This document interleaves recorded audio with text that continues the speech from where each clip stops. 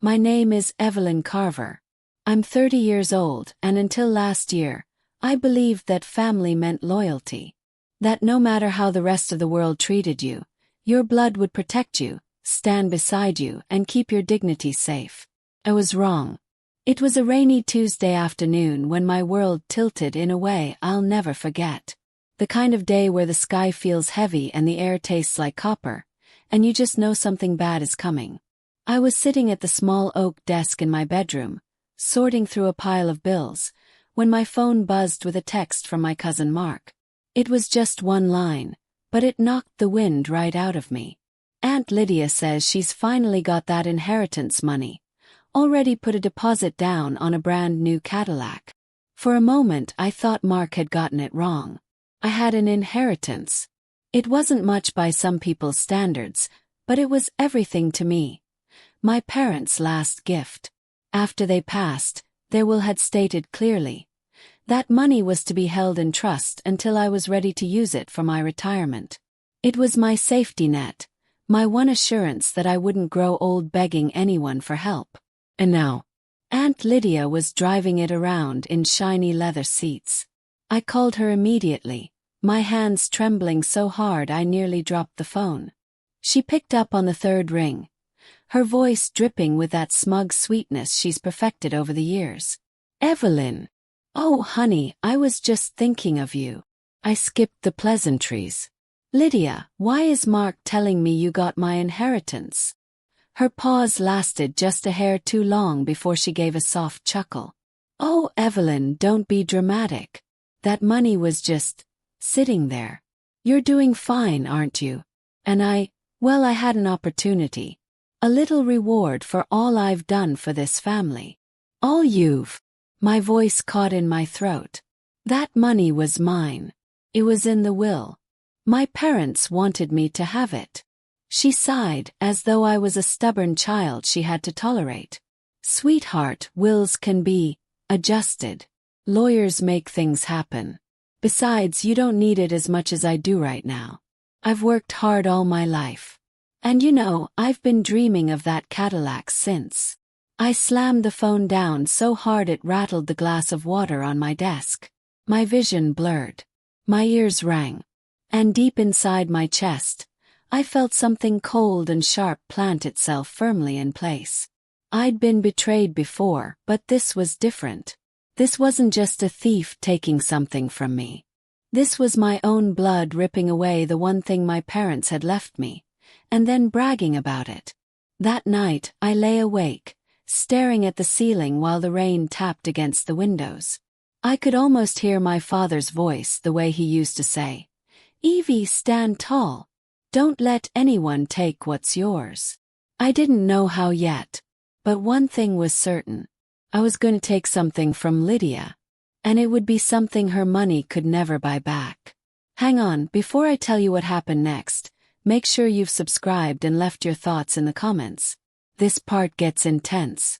If you asked me 10 years ago who in my family I trusted the most, I might have said Aunt Lydia without hesitation. She had been there through my divorce, bringing over casseroles and that bright red lipstick smile of hers that always seemed to light up a room.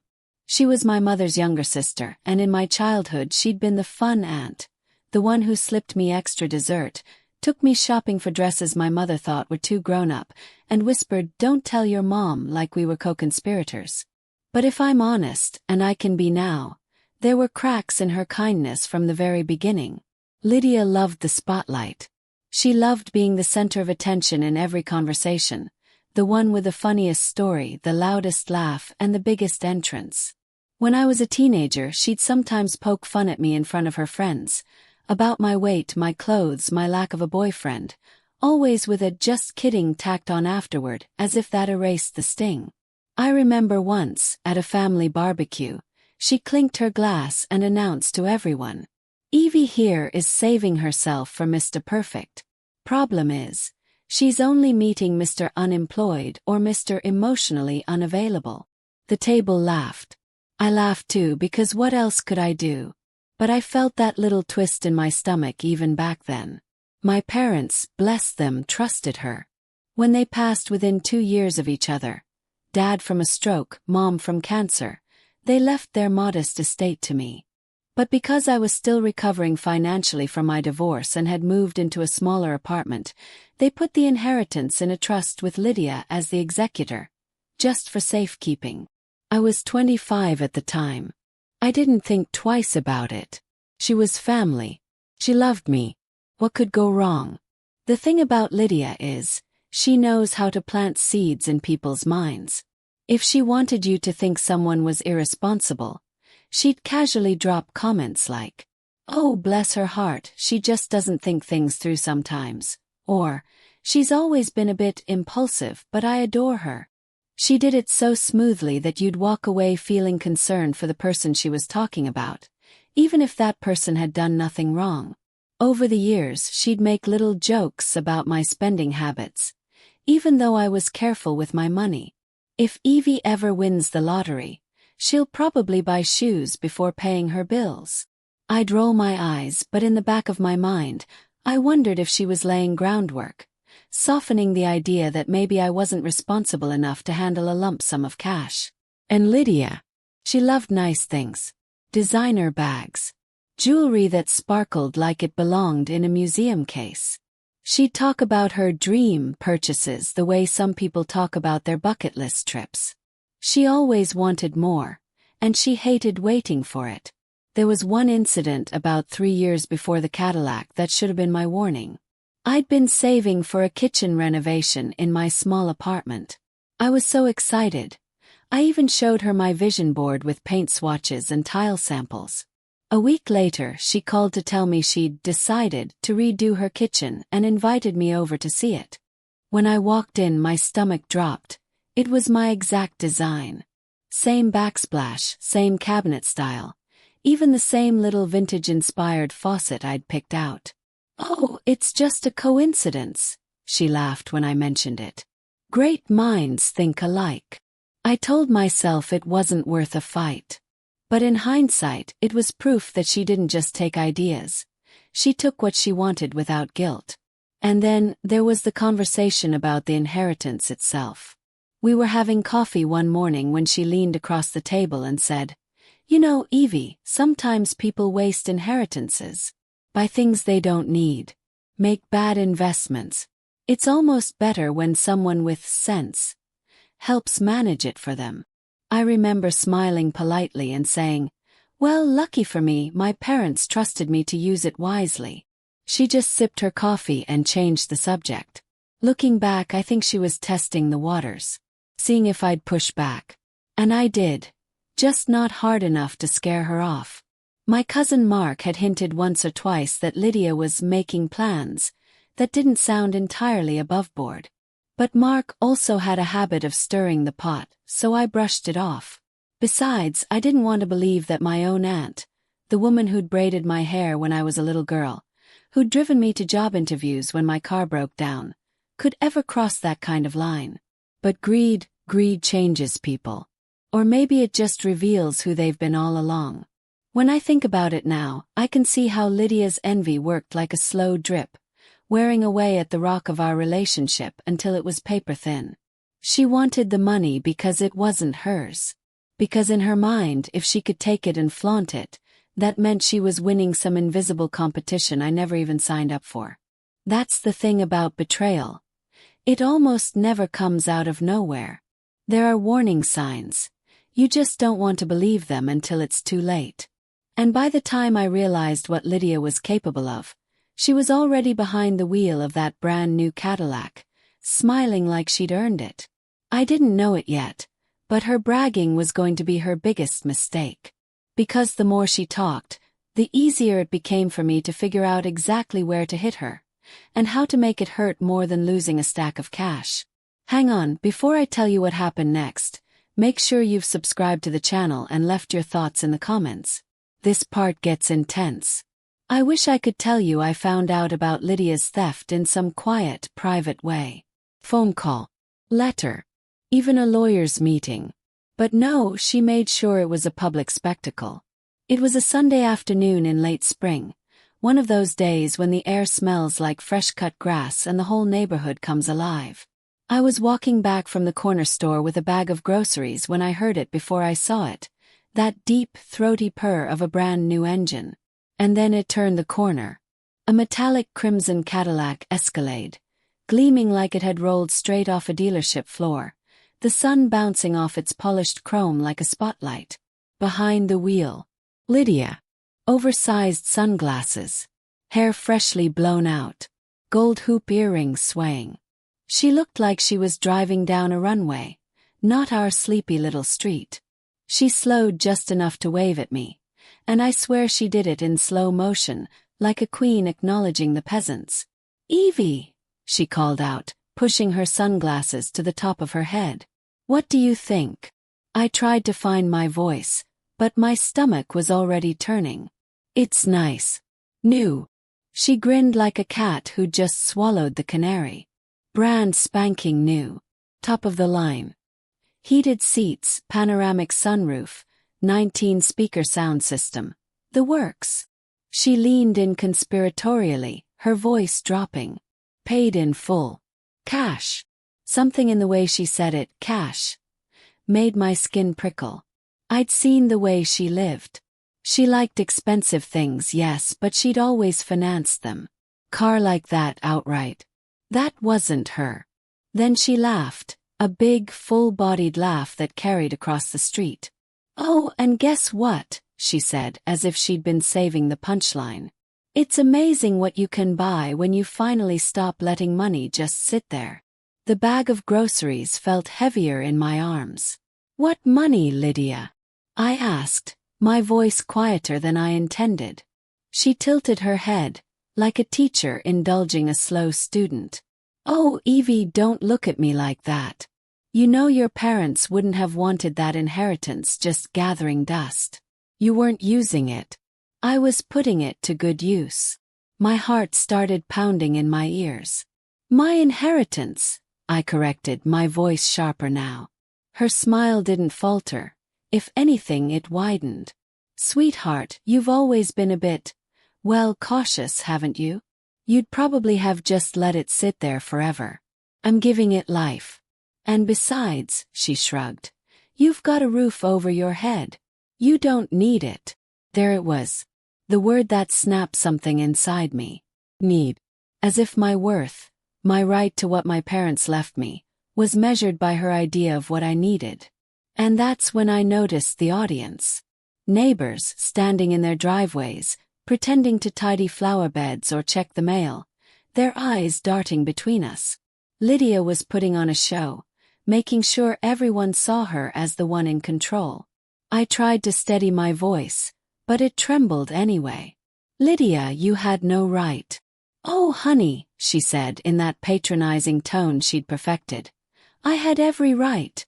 I was the executor. Executors make decisions. And I decided this was better than you letting it rot." I could feel my face getting hot, my hands gripping the grocery bag so tightly the carton of eggs inside probably didn't survive. "You stole from me." She leaned back in her seat, smirking. "I reallocated funds. There's a difference. And you'll thank me one day." With that, she put the car in gear, revved the engine, loudly, and pulled away, the scent of new leather and expensive perfume hanging in the air long after she was gone. That night, I sat at my kitchen table, the groceries still in their bags, untouched. Called the bank. They confirmed what I already suspected. The trust account was empty. Completely drained 2 weeks earlier. Withdrawn in cash. I asked about legal action, but the woman on the phone sighed, her voice cautious. "Well, technically, as the executor, she had access. It would depend on whether you can prove mismanagement or breach of fiduciary duty. It's complicated." Complicated. That word is a coffin for justice. I hung up and sat there in the dark, staring at the little ceramic teapot on the table, the one my mother had given me on my 23rd birthday. She'd said, "It's for when you have company. Someone who really cares about you." And all I could think was, if she were here, she'd be furious. Not just because Lydia took the money, but because she bragged about it. Publicly. And oh, she bragged. Over the next few weeks, Lydia became the unofficial celebrity of the neighborhood. I'd see her driving the Cadillac to brunch, to the salon, to the golf club she suddenly had time to join.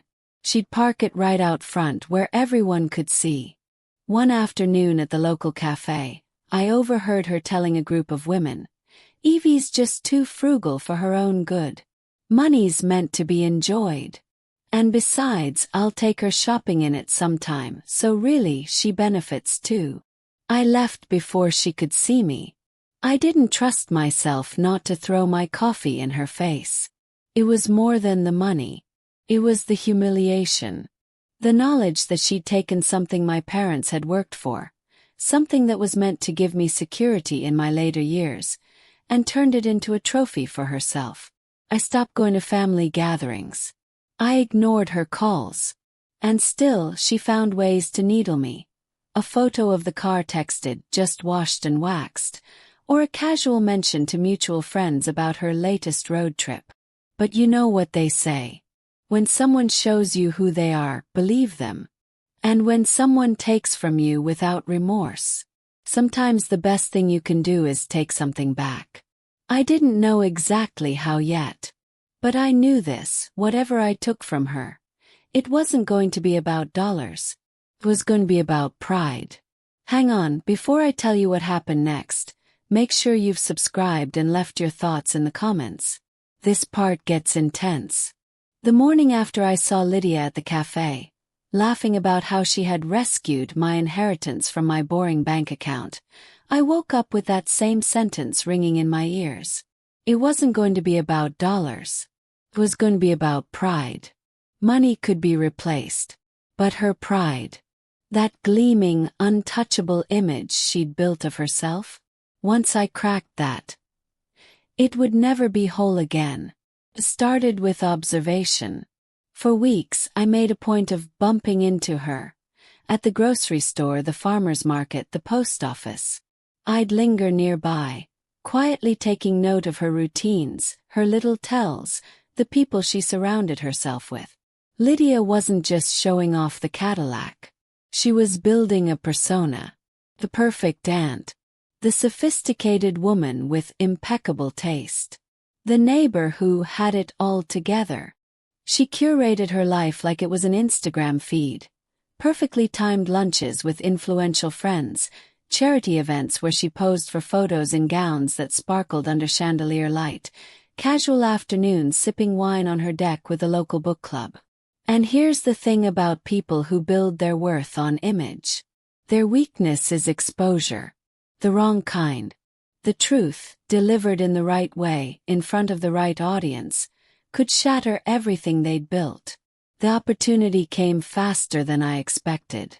One Sunday afternoon I was walking past her house. Purely by coincidence, I told myself, when I heard her voice carrying from the open patio doors. She was on the phone. "Yes, Martin, of course the funds are secure," she was saying, a low laugh following the words. "Evie. Oh, she's fine. Probably still sulking. But she'll get over it. She always does. I mean, what's she going to do? Take me to court? Please." Froze, my pulse spiking. This wasn't about her stealing from me anymore.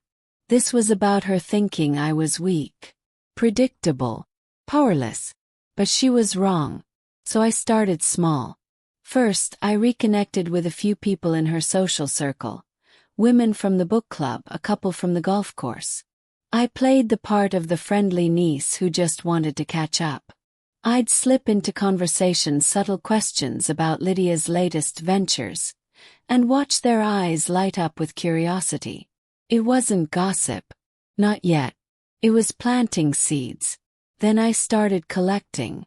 I pulled every document I had from the inheritance account, from the trust paperwork to the bank statements showing the exact withdrawal date. I dug out old letters from my parents, handwritten proof of their intention for me to have that money.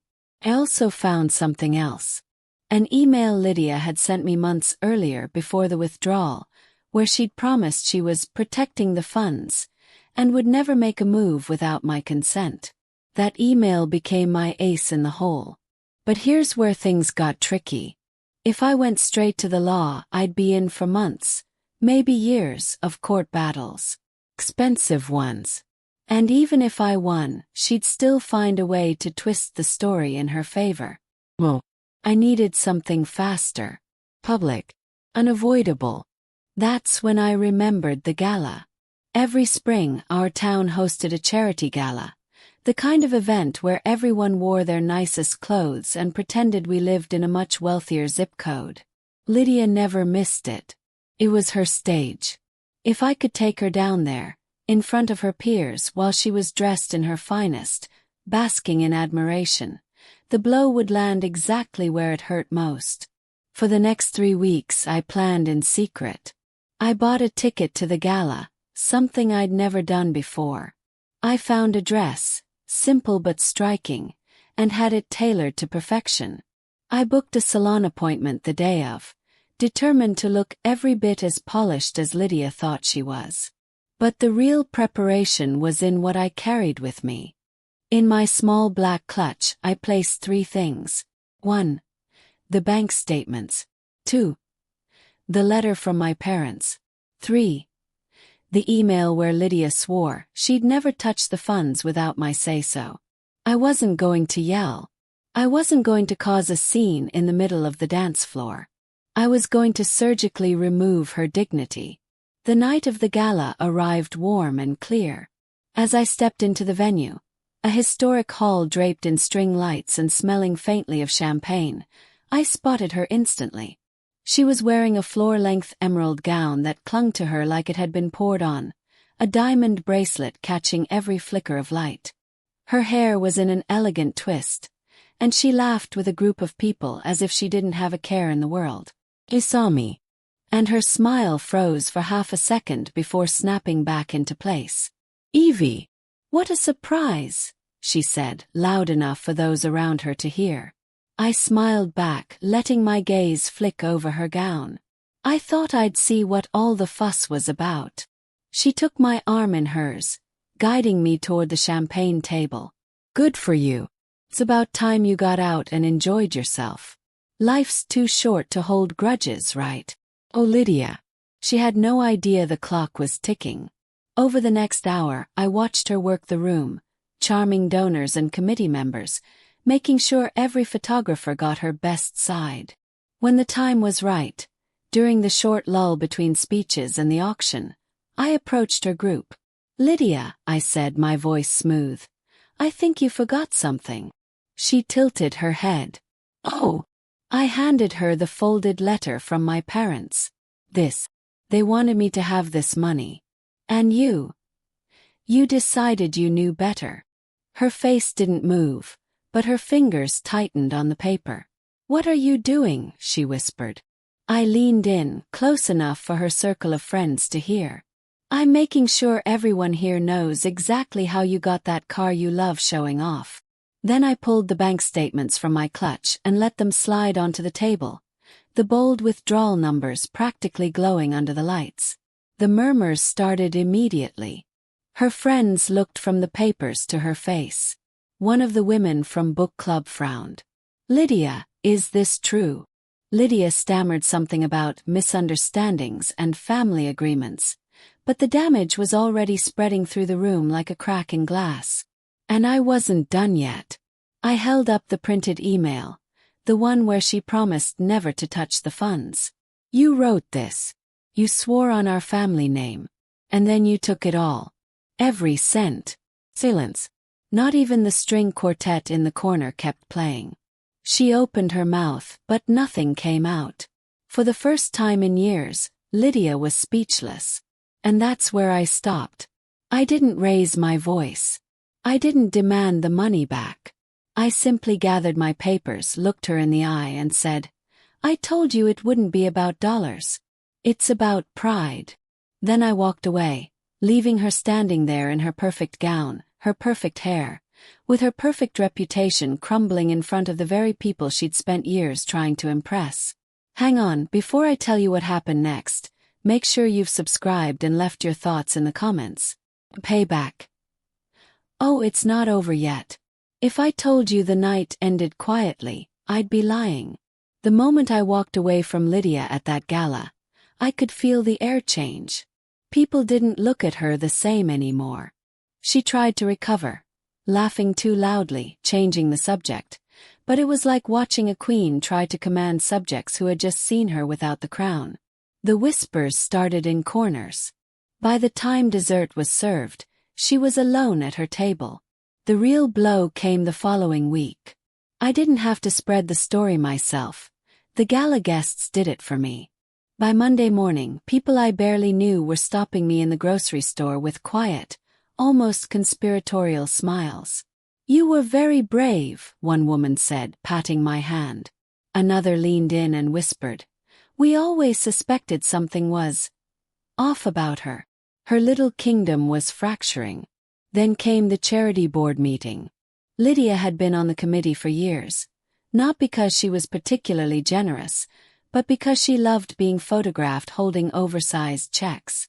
That Monday night, in a room filled with polished chairs and the scent of stale coffee, she was asked, politely of course, to step down. The reason? Concerns over public perception. That phrase would haunt her. But the most unexpected twist.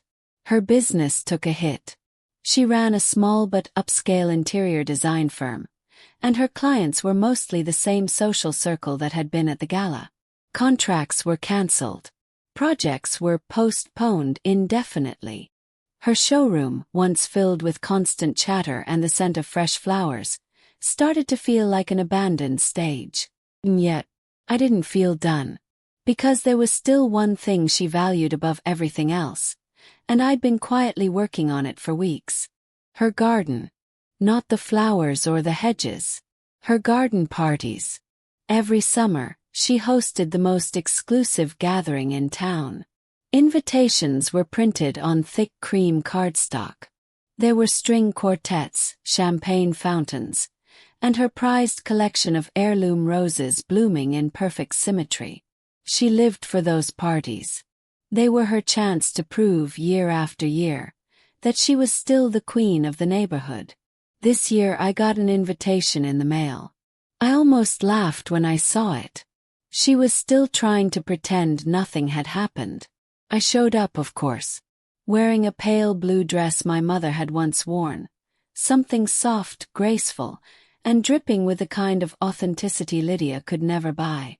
Her smile when she saw me was tight enough to cut glass. "Evie," she said, "I didn't think you'd accept." I tilted my head. Why wouldn't I? I wouldn't miss this for the world. And I meant it. Here's where the final move came in. I had quietly reached out to the local paper, the lifestyle section, the same one that always covered her garden parties. I told them I'd be hosting a charity brunch the following weekend to honor my parents' memory and raise funds for the youth center. I made sure they knew the whole story, the trust, the withdrawal, the gala. And I made sure they knew the brunch would be on the same day as her party next year. It wasn't about competing. It was about replacing. By the time the paper came out that week, featuring a warm photo of me holding my parents' framed picture with the headline "Local Woman Honors Family Legacy After Public Betrayal," the shift was complete. People didn't look at her anymore. They looked at me. The next summer, her roses bloomed for no one. Not a single guest. Meanwhile, my brunch drew more people than I'd ever imagined. We raised enough money to renovate the youth center's library. Parents thanked me. Kids hugged me. And somewhere in her empty garden, Lydia had to sit with the knowledge that the thing she'd built her life around, the admiration, the spotlight, the pride, now belonged to me. I never got my money back. But I got something far more satisfying. When people in town say, "Lydia who?" I know exactly what they mean. So no, I never saw that money again. But I got something better. Every time people in town walk past her empty garden, every time they forget her name but remember mine, I know she lost far more than she stole. Some things money can buy. Respect. Legacy. The way people look at you when your name is mentioned. Those can only be earned, and she'll never have them again. If you've ever been robbed, not just of money but of dignity, you know it's not always about what you can reclaim. Sometimes the sweetest victory is showing the person who underestimated you that you were never powerless. And that's my story. Now before you go, let me hear your thoughts in the comments, and don't forget to hit that subscribe button. We've got more emotional true stories like this, and trust me, you won't want to miss the next one. Subscribe now, drop your thoughts in the comments, and let's talk about it. Because the best revenge stories are the ones we share together.